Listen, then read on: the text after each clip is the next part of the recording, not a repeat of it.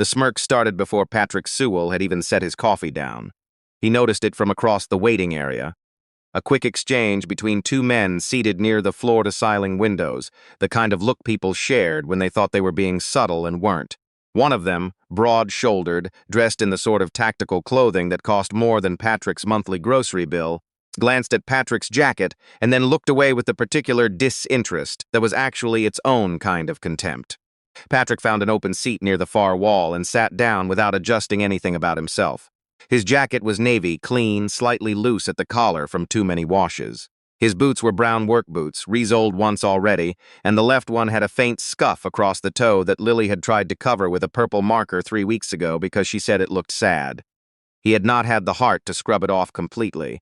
A small smear of lavender still lived near the lace eyelet. He placed the folder on his knee.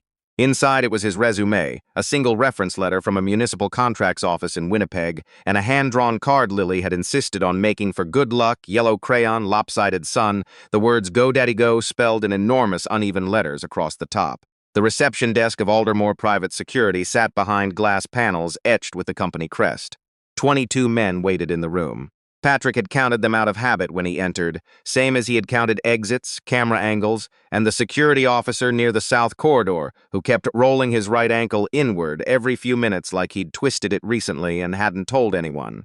Aldermoor was hiring one senior protective liaison for their highest-level client division. The posting had been deliberately vague.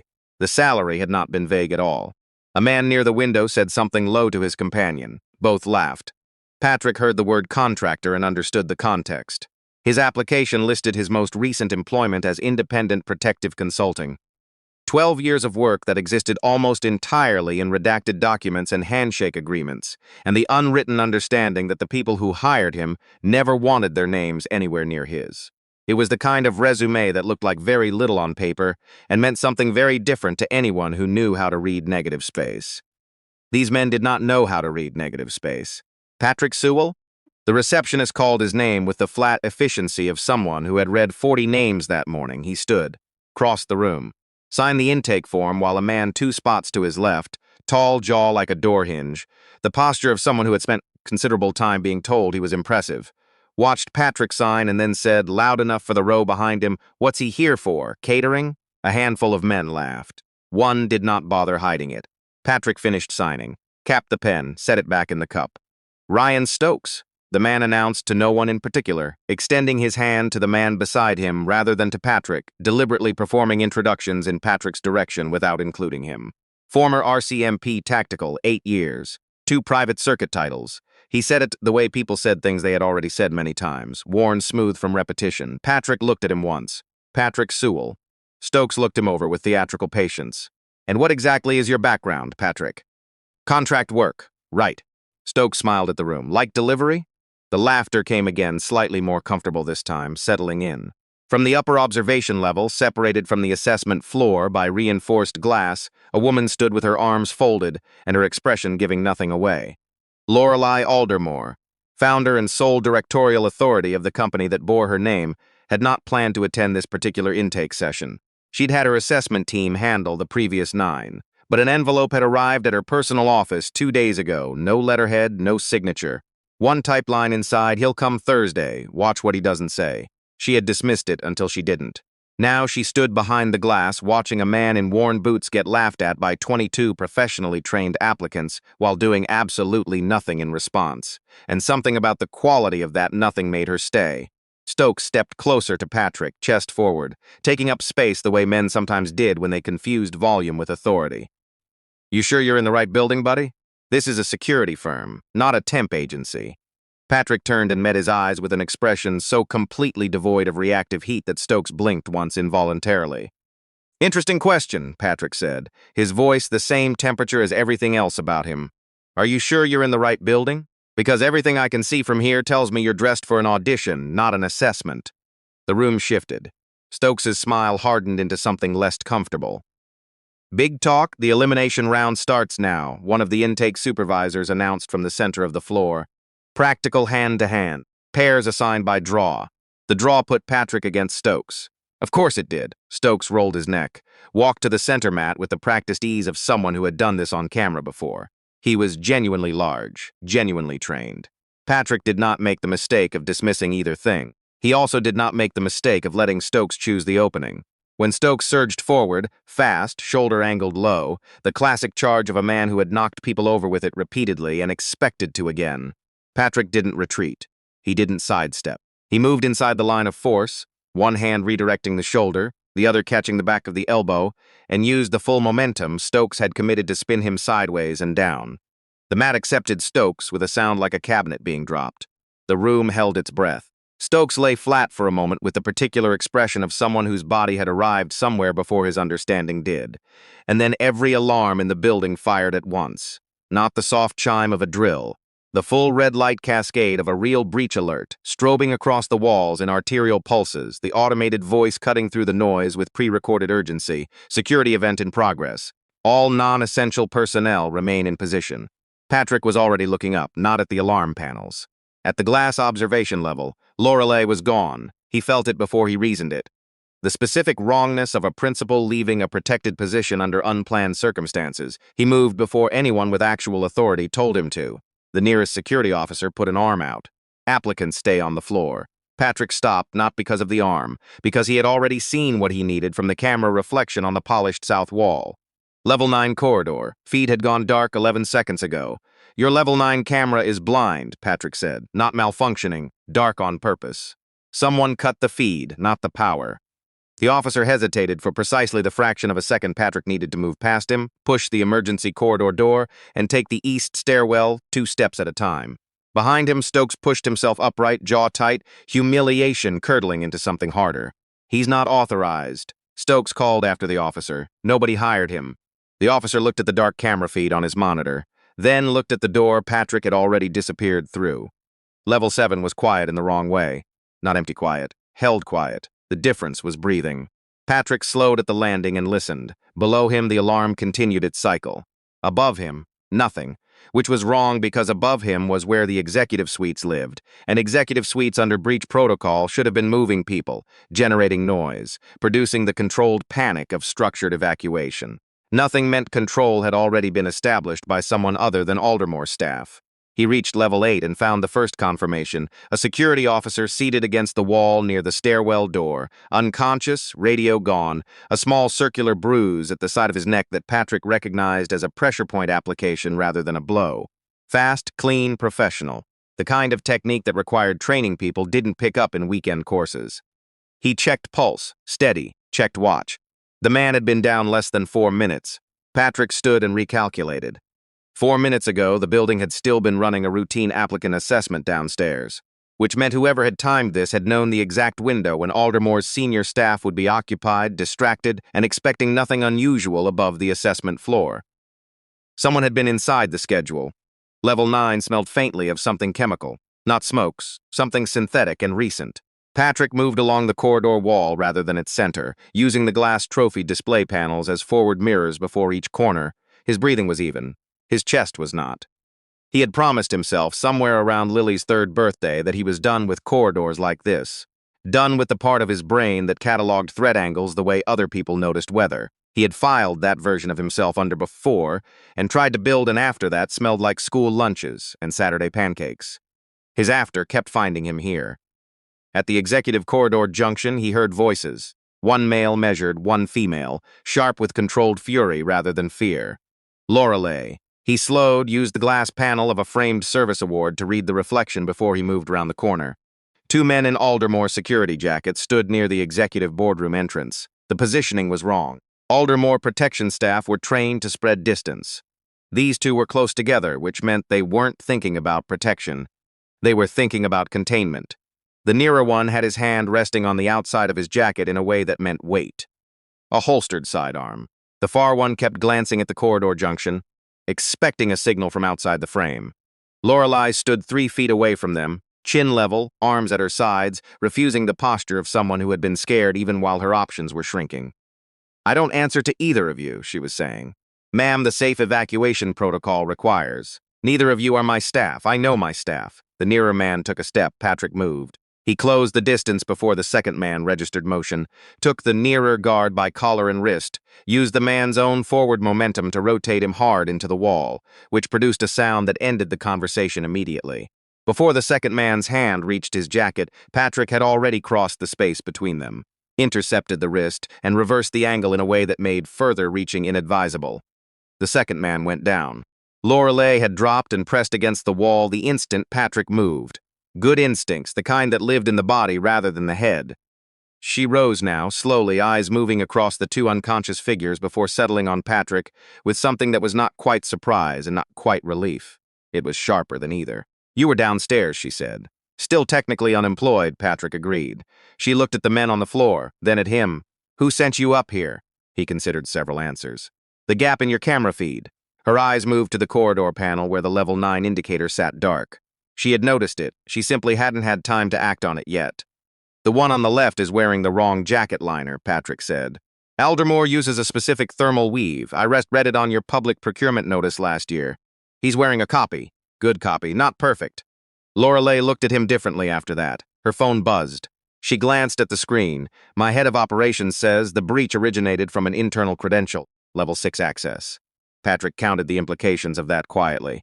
Level 6 credentials in a firm this size meant someone very close to Lorelei had either been compromised or was doing the compromising themselves.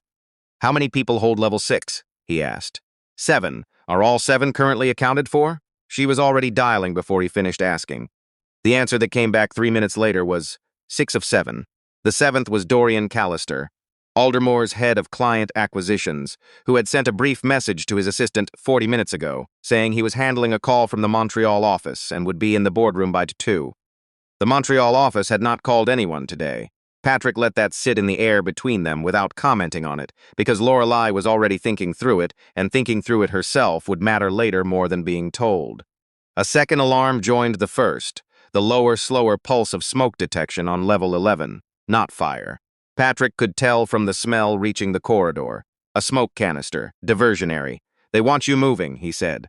Lorelei looked toward the stairwell. "Evacuation routes go south, which puts you visible from the Carrington building across the street."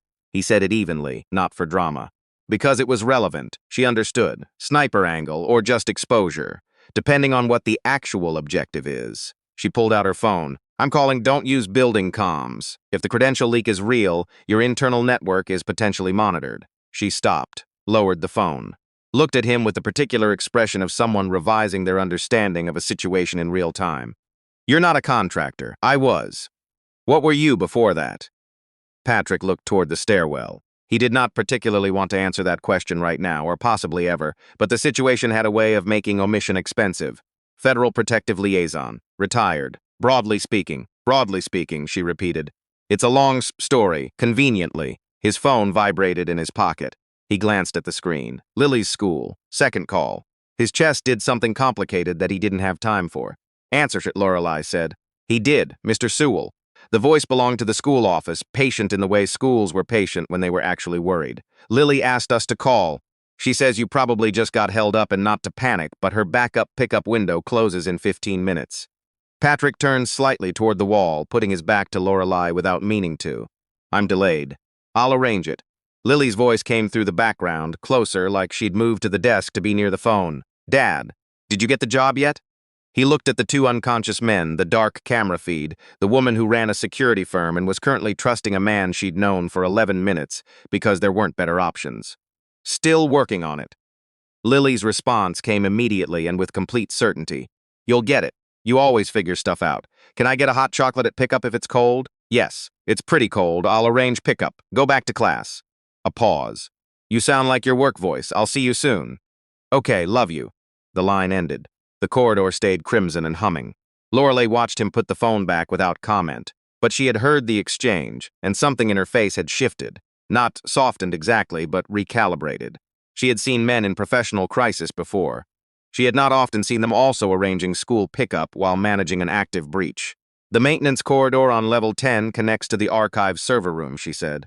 "If someone used a level 6 credential to open this window, there may be deletion activity already in progress." Patrick nodded. "Then we go there. Second. First, you need to establish a secure comms line outside your building network." He looked at her phone. "Personal device, direct call to your emergency contact. Someone not in your building and not on your staff list." She made the call. Her voice through the conversation was clipped, precise, informative without being panicked. the voice of someone who had built a firm by remaining legible under pressure. Patrick listened with enough attention to stay calibrated and not enough to intrude. When she hung up, she said, "External security response is 12 minutes out. Then we have 11. They moved. The maintenance corridor on level 10 was narrower than the executive hallways, lit by industrial strip lighting that hummed slightly, its walls lined with conduit and pipe casings that belonged to the building's operational skeleton rather than its presentation. Lorelei moved through it in heels that were quieter than they should have been. Patrick noted this without remarking on it. Outside the archive server room, he stopped. The door was 7 centimeters open. He raised one hand. She stopped. He pointed to the floor. A length of monofilament wire ran from the doorframe's left edge to a bracket on the opposite wall, 6 inches above floor level. In the half-light, it was nearly invisible. He crouched. It was not attached to an alarm. It was attached to something under the doorframe that was attached to a device on the other side. "Trip trigger," he said quietly. "Don't cross the threshold." He used a pen from his jacket pocket to carefully lift the filament free of its left bracket without triggering tension on the right. The wire went slack. He pocketed it. Inside the server room, 3 terminal stations glowed in the dark. 2 were static. 1 was active. Screen showing a deletion queue running through archived credential logs, years of access history being removed entry by entry in a process designed to look like a system purge rather than a cover-up. A shape moved behind the server racks. Patrick crossed the room. Metal casing rang out as someone knocked against a rack bolting for the rear corridor exit. He caught a shoulder. The figure twisted free, small and fast, pulling away hard enough to leave a lanyard behind as they hit the emergency exit. The door slammed. Footsteps receded down external stairs. Patrick looked at the lanyard in his hand. The ID badge attached was torn, the name strip gone, but the department code remained. Corporate Development Executive Track. Lorelei took it. Her expression changed. "Corporate Development has 4 people at executive track level," she said. 3 of them are mine for 10 years. The 4th joined 14 months ago. She paused. "Dorian Callister's division." Patrick turned back to the active terminal. The deletion queue was still running. He moved to interrupt it and saw the log trail before it cleared, not credential records. Personnel files. Older ones. Archived under an external consultant designation from years past. He slowed. His own name was there. Not Patrick Sewell. The fuller version. The one that existed on contracts from a different era. Patrick Sewell Marin, Federal Protective Restricted Liaison. Lorelei read it before he registered that she was reading it. "Sewell Marin," she said it carefully. "That's a hyphenated government classification suffix. I've seen it once. On a file that crossed my desk when I still worked Federal Oversight Review years ago." Patrick looked at the screen. The deletion queue was 3 entries from his file. "Someone searched this record today," he said. Before the breach started, Lorelei understood what that meant before he said it. They weren't just trying to create an opening for an attack. They were trying to pull your record first, or bury it. Why would they need to bury your file? His phone buzzed again. "School, 3rd call," he answered. "Sewell, I want to let you know Lily's aunt called and confirmed she'll collect her in 20 minutes. Just wanted you to know she's taken care of." He frowned. "Lily doesn't have an aunt." A half-second of silence on the other end. She gave the emergency contact code correctly. What was the name she gave? A pause, paper shuffling. She said she was Vera Sewell Marin. The name hit him in a specific place, not chest, not throat, somewhere older. Vera Marin had been his wife's name before they married, Lily's mother. Dead for 6 years. Killed in a vehicle collision on a highway outside Saskatoon that an inquest had quietly ruled accidental, and a second report, sealed, internal, never public, had described as something more deliberate. "Do not let anyone collect Lily," Patrick said. His voice did not change temperature, but it changed weight. "Lock the school. Call RCMP non-emergency and tell them there is a custody concern. Tell Lily her dad says she stays in the art room and eats something." He ended the call. Lorelei watched him turn. She had seen men manage crisis before. She had not often seen crisis become personals in the same breath as professional. "She's safe?" she asked. "She will be." He looked at the terminal screen. "Whoever arranged my file to be searched today also just tried to remove Lily from school using my wife's maiden name." Lorelei went very still. "Your wife, she died 6 years ago." He said it without softening. The official finding was accidental. There was a second finding that was never released. And the second finding? Patrick looked toward the corridor where building alarms still cycled through their pattern. Said it might not have been. The maintenance shaft between levels 10 and 12 was accessed through a panel behind the north side cooling units that most people in a building like this never noticed because polished buildings made people believe they were frictionless all the way through. Patrick found the access latch without searching for it, which Lorelei noticed and didn't ask about. He climbed first. She followed without being told the plan, which told him something useful about her. Through the shaft walls, the building spoke its panic in layers. Alarms, running feet, the mechanical sound of elevator locks engaging across multiple floors, the automated voice continuing its evacuation instruction on a loop that Patrick had already identified as extended beyond normal protocol. Someone had triggered a non-standard cycle length. It was designed to sustain movement rather than resolve it. He stopped between floors and pressed his hand flat against the shaft wall. Footsteps crossing level 11 came from too many directions to be evacuation staff moving people out. They were moving laterally, sweeping a grid. "They're not evacuating," he said quietly. "They're searching." Lorelei looked up from below him. "For me, you're the decision maker. The breach isn't about property or data. Whoever funded this wants a resolution that requires you not to be available to make decisions." He resumed climbing. "What decisions are currently in progress that couldn't proceed without you?" She was quiet for 3 rungs. "Meridian contract," she said finally.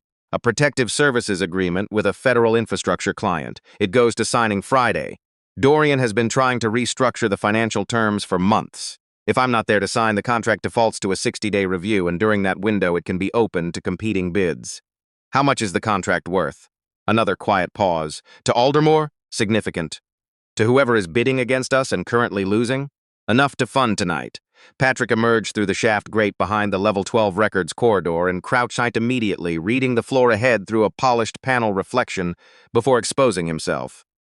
2 men near the boardroom entrance, one watching the corridor, one inside the room, movement visible through the open door, placing something beneath the conference table. He turned back to help Lorelei up through the grate, then Nina Crawford, Aldermoor's head of internal compliance, who had found them at level 10 and had not left since, who climbed through last with the focused expression of someone who had decided the only reasonable response to an extraordinary situation was to be extraordinarily calm. Patrick briefed them in a whisper. The man inside the boardroom was not placing a device. He was positioning a directional suppressor, small caliber, designed to produce a contained burst that in the chaos of an emergency would read as equipment discharge rather than targeted fire. Lorelei's chair sat at the head of the boardroom table. She absorbed this without flinching, though something around her eyes tightened. "The guard in the corridor shifts his weight every 5 seconds, Patrick said. "Old left knee issue. His reaction window when he shifts is narrow. When he shifts next, I go." Nina looked at the service wrench she'd picked up from the maintenance shaft without being asked to. "And me? When I enter the boardroom, you pull the interior door closed behind me so he can't reset the angle." Nina did not ask if this was standard procedure. "Understood." Lorelei caught his arm before he moved. "Dorian, he won't be holding the trigger himself." Patrick met her eyes. People who arrange this kind of thing stand nearest the explanation afterward, not the event. He glanced through the reflection once more. He'll be somewhere he can say he was horrified. He moved the moment the corridor guard shifted weight. The guard registered motion and turned, but registering and responding were different things at different speeds, and Patrick was already inside the response window. One forearm to the throat, controlled and precise, and the guard went down against the wall with the specific quietness of someone whose breath had temporarily left the conversation. Patrick pushed through the boardroom door. The man at the table turned, weapon rising. Nina pulled the door shut behind Patrick, cutting the angle. The weapon discharged twice into the ceiling, explosive sound in an enclosed space, and then Patrick crossed the table distance, and the weapon left the man's hand, and the man left the upright position, and the conference table absorbed the impact and protested along one edge with a crack that was going to require a furniture replacement. Patrick stood in the ruined room and looked toward the far side. Dorian Callister stood near the window wall. 3 of his colleagues arranged behind him in the specific posture of people who had known something was happening and told themselves a careful enough version of events that they hadn't had to admit it.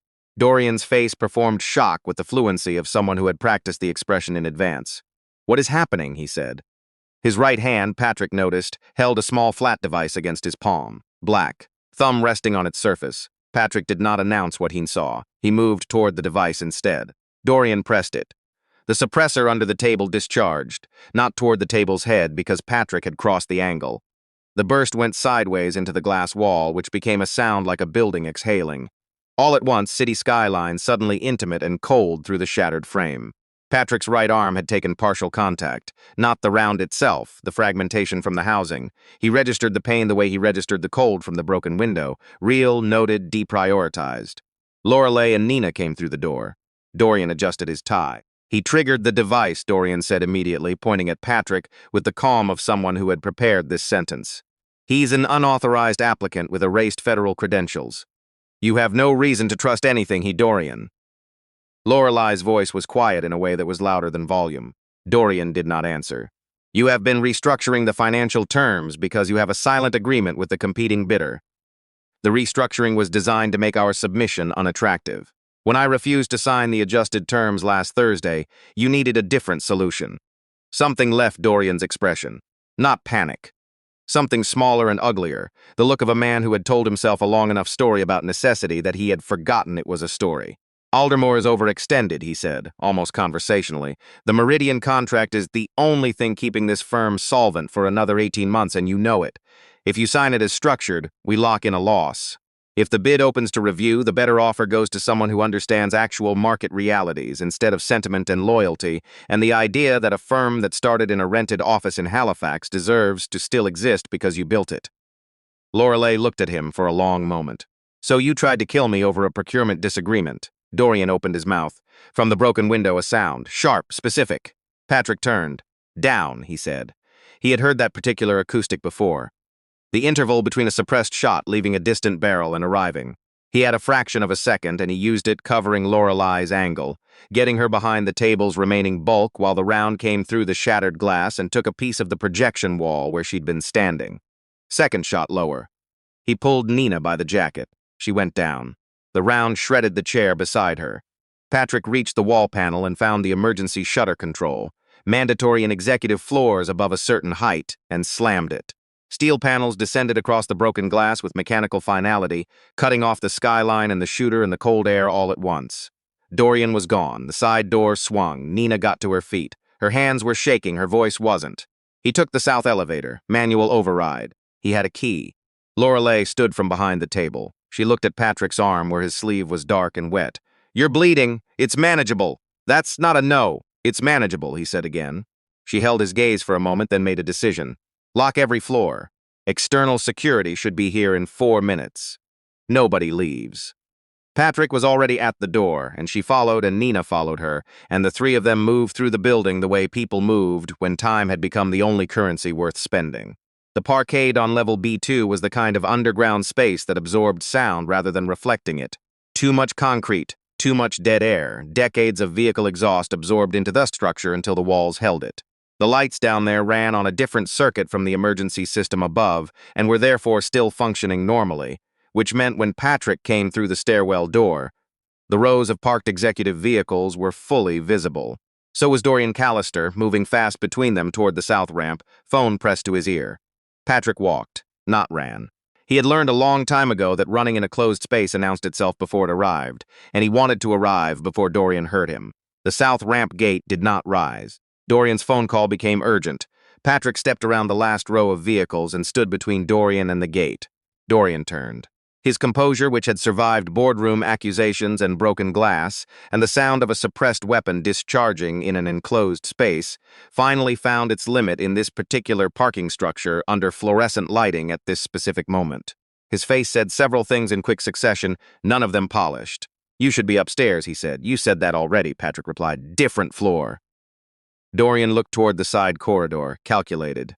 You think tonight finishes with me in handcuffs and Lorelei makes a speech and the firm survives and everything continues. You have a very simple idea of how these things end. I have a daughter to pick up, Patrick said. I'd prefer it ended quickly. Dorian's jaw tightened. He reached into his coat, not for a weapon, for an envelope. He held it out toward the space between them rather than extending it completely, like an offering that came with conditions. Before Lorelei Aldermoor arrests me for tonight, you should know who sent you here. Patrick looked at the envelope. The anonymous envelope that showed up at your apartment last week, Dorian said. The one that told you Aldermoor was hiring. That gave you the exact date and time. Patrick had almost not come. He had found the envelope on his kitchen counter on a Tuesday evening, sitting between a permission slip for Lily's class trip and a grocery list that was mostly Lily's requests in her own handwriting. He had stood there for several minutes with the envelope in his hand and, Lily calling from upstairs asking if they had more peanut butter, and he had almost put it back on the counter and said no. Lily had come downstairs and looked at the envelope and then looked at him and said, with the directness of 9-year-olds who had not yet learned to equivocate, "Dad, you should probably go." He had asked her why. She had said, "Because you look like you look when something is actually yours and you're trying to convince yourself it isn't." He had not asked where she learned to say things like that. He knew where. Dorian crossed the space and placed the envelope on the hood of the nearest vehicle. Inside was a single piece of paper. A photocopy of a letter written in handwriting Patrick had not seen in 6 years and recognized within the first 3 letters. Nora Sewell Marin, his wife. The letter was dated 3 weeks before the highway outside Saskatoon. "If something happens to me before I can forward this through the proper channels, please find someone who can get inside the building without being expected. The access logs I've been copying are in the cloud folder under the alternate account. Aldermoor's corporate development division has been misrepresenting federal contract valuations to redirect public funds. I can't prove who specifically yet, but I'm close. If I don't get there, someone else should." Patrick held the paper. The parkade was very quiet. Nora had been working a temporary compliance audit for a federal subcontractor. She had never told him the client name. He had not asked because there had been rules about asking, and because he had trusted that when it was done, she would come home for dinner and tell Lily about it in the way she had told Lily about everything, edited for age but honest about shape. She had never come home for dinner. The inquest had said the road conditions were poor and the collision was consistent with loss of control. The sealed second report, which Patrick had read once, in a government office in Ottawa, sitting across from a man who gave him 1 hour with it and no copies, had said the vehicle showed post-impact evidence inconsistent with unassisted collision. He had spent 6 years not quite knowing what to do with that. Dorian's voice came from behind him, quieter now, the performance gone. She found too much. And the timing was, he paused. "Someone made a decision. I was not that person. I need you to understand that." Patrick looked up from the letter. "You need me to understand that," he said. "I made decisions tonight that I own," Dorian said. "But Nora Sewell Marin's accident, that was before my involvement. That was someone senior. Someone who made a call I didn't know about until later." "How much later?" Dorian did not answer. Patrick folded the letter very carefully, put it in his jacket pocket, turned to face Dorian with an expression that contained nothing Dorian could predict or manage. "Then you're going to need to tell that to people with the authority to do something about it," Patrick said. Starting with her. Lorelei had come through the stairwell door with 2 of the external security officers who had arrived early. She stood at the end of the vehicle row. She had heard enough. Dorian looked at the officers, looked at Lorelei, looked at Patrick. The handcuffs were quieter than all the alarms that had preceded them. Later, much later, Patrick sat on a bench in the main lobby, while a paramedic who looked approximately 17 worked on his arm with the practiced efficiency of someone who had heard the words, "It's manageable," before and knew what they meant. The lobby was quieter now. External light was just beginning to push against the eastern glass. The particular pale blue of early morning in autumn, the kind of light that arrived like a question rather than an answer. Lorelei stood near the entrance with her phone and a coffee that had appeared from somewhere. She looked less like a CEO and more like a person who had survived a long night and was still deciding how to carry it. "You could have told me who you were," she said. "When we were in the corridor, it would have been useful information. It would have changed how you listened to me," Patrick said. She considered this. "Probably. I needed you to listen to the situation, not to a credential." She was quiet for a moment. Then, "The Meridian contract signs on Friday. I'll need a protective liaison on site. Someone who understands that threats don't always announce themselves through the front door." Patrick looked at the paramedic, who was finishing a neat wrap and trying not to look like she was listening to the conversation. "I have a condition," he said. Lorelei waited. "Flexible hours. My daughter gets off school at 3:15. Lorelei's expression moved through several things quickly and settled on something that was not quite a smile but was adjacent to one. "I think that's manageable." The lobby doors opened. Lily came through them at a run, school bag bouncing, art folder tucked under one arm, the focused expression of a 9-year-old who had been told by police officers and school staff and her father's new employer that everything was fine, and who had believed none of them and decided to see for herself. She crossed the marble floor without slowing, stopped in front of Patrick's bench, and looked at the bandage on his arm with the expression of someone who had expected something like this and was annoyed about being right. "You said tired," she said. "You were actually hurt, slightly. Those are not the same thing." "Fair point." She looked at Lorelei. then back at Patrick with the evaluative seriousness of a person conducting an important assessment. Did you get the job? Lorelei crouched to Lily's level, which Patrick noticed and filed away as a thing that mattered. Only if he says yes. Lily considered this for exactly the right amount of time. Then she looked at her father and said, with the authority of someone who had decided the meeting was over, "Say yes, Dad." Patrick looked at the letter in his jacket pocket, at Lily's crayon sun folded inside his folder on the bench beside him, at the lobby window where the city was becoming itself again, one pale degree at a time. "Yes," he said. Lily nodded, satisfied, then sat down beside him and opened her art folder, pulling out a drawing she'd clearly been working on during the time she'd spent being calm under circumstances that were not calm, because that was what she did. The same as her mother had done, the same as Patrick had done, all of them carrying the same quiet persistence forward into whatever came next. Outside, the morning arrived without asking permission, and for the first time in longer than he could measure precisely, Patrick Sewell sat still long enough to let it.